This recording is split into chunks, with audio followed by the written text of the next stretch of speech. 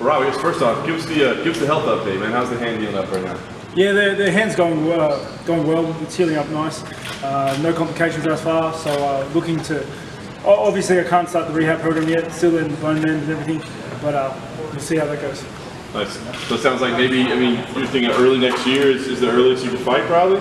I've penned in February, which is the earliest that I can fight, because it's one thing to get at 100%, and then the next thing is to train at 100%. My whole goal is to lift the bone mend and get my hand at 100% before I can start a rehab program. Then I've got to strengthen it so that my body becomes 100% and I'm complete again. And then I would like to get a little bit of training at that point. Nice. Have you started talking to the UFC knowing that February is the date of, hey, where you're going to have events in next February? I mean, are you trying to defend on home soil, or are you willing to go anywhere? What are you thinking about? It would be great to be able to defend my belt on home soil. It's one of those things that we have to see if the timelines meet. But the UFC have been always very accommodating, and they've been pretty good to me. So how hard was it for them to talk you into this, man? I know you're a family guy, and we're looking forward to getting back home. And as soon as you got there, you're flying back across the ocean. Yeah, it was very busy. It was a very hectic couple of weeks. Had a lot of things going on back home.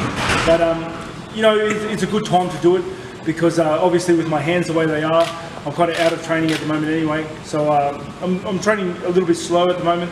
So it's a good time to come over here, do the filming, fit in training when I can with my coaches that I brought over, and things are going well, yeah.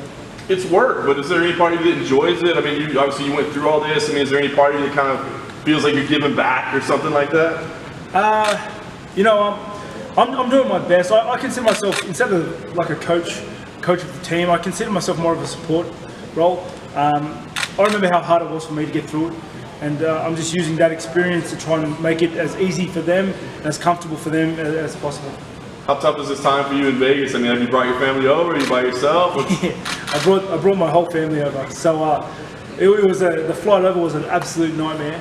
Like, you cannot believe how bad it was. But it's much easier. It is much better being this side of the fence than the other. Was it just dealing with the kids and stuff? That was a nightmare? I had 3 under 3 on the way over on a 14.5-hour flight. One of my sons gets motion sick, so he's throwing up the whole flight. Like, the other one refused to sleep. It was an absolute nightmare. Unbelievable. When they came to you with this matchup with Gastelum, there was some talk about who should be the next #1 contender. You know, Weidman was throwing his name in there and saying he should be. What did you think when they came with this name? Did you feel like this was the rightful #1 contender? I don't think there is a right or wrong. I think it's UFC and the rankings and the division. It's all about opportunity. And you get granted opportunity and you take you die for it. The good thing about being the champ is that your opponents come to you. You know, I don't have to worry about who I'm fighting next because it's everyone. So, you know, whether it was Gastelum or Weidman, it doesn't matter to me. It's good to know that I have an opponent already locked in so that I can focus on him and start formulating game plans and tricks to get it over. Do you use this as an opportunity to scout a little bit? Maybe kind of, you know, maybe play some mental games with them? Maybe you know, see if you can watch training sessions or whatever it may be? Nah, the thing is, Gastelum's been very respectful to me, and you know, he's not doing anything silly. I'm giving him the respect he deserves. He's a tough athlete. He's going to be a tough fighter. Peeking in on a session down there is not going to change anything fight night. So yeah, I'm more of a guy that just let me be me. I'm going to deal with my team. I'm going to do my thing. You do you, and I'll meet you next February. Nice. And last thing for me, I mean, so how are you kind of viewing this time in Vegas? Is it, you can't really train, I guess, right? So I mean, is it just kind of relax and try to enjoy the time while you're here? No, I am training. So I'm still training every day. I'm training around my hands. The coaches that I brought over for the show, I'm utilising well here for my own needs and benefits. So I'm still improving. I'm still getting better.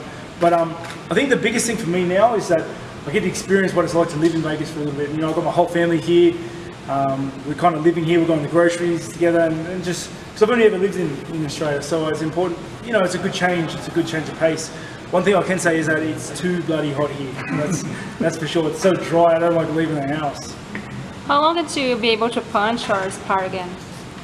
It depends. You know, I haven't even started a rehab program yet. So at the moment, I'm still letting the bone mend and letting that heal. You know, who can say? Once it heals, then I need to start the rehab program, and then I need to adjust the dates on when I can start striking and the load bearing. Once I see how my hand is responding to the rehab. Are you planning on doing other rehab here in Vegas, or? Definitely. I can't just postpone everything. Otherwise, it'll be longer before I come back. So at the moment, I'm still in the healing process where the bone's still mending. But once that's done, I'm going to go see the physicians and the doctors at the UFC provide, and can help me with my rehab and recovery. And last, like, how do you see Gastelum's strengths, you know, and how do you think, which kind of challenge do you think he brings to you? He's a tough athlete. He hits like a truck. He's fast. He's young, you know, and he wants it. The thing is, personally, I think I'm just better at everything than he is. So I look forward to going to this fight, putting my skill sets against his, and seeing how that comes out. Was it the best case scenario for you to be able to come here to have that type of coach on tough to mend and heal? Yeah, well, it did work out perfectly in that regard. For me, the timeline is perfect for me to come over here and coach. If I was at 100%, I would have had to seriously think about whether or not I had the time to come out here and train, because my training would be in full swing, and you know, my training and my skill sets take priority over just about everything. But the fact that my training's a little bit slower at the moment, and it's a good time for me to come out, and they offered it to me, you know, everything just kind of worked out. Gastelum did say that maybe you're not going to be the same fighter after 2 wars against Romero. How do you see that? You know, I think it's given Romero a bit of a chip to think that he changed me as a fighter after fighting him twice. You know, he was a tough fight. He was a tough opponent. I had my medal tested. If anything, I think it should be disheartening for every other fighter in the division. You know, no one has what it takes to put me away.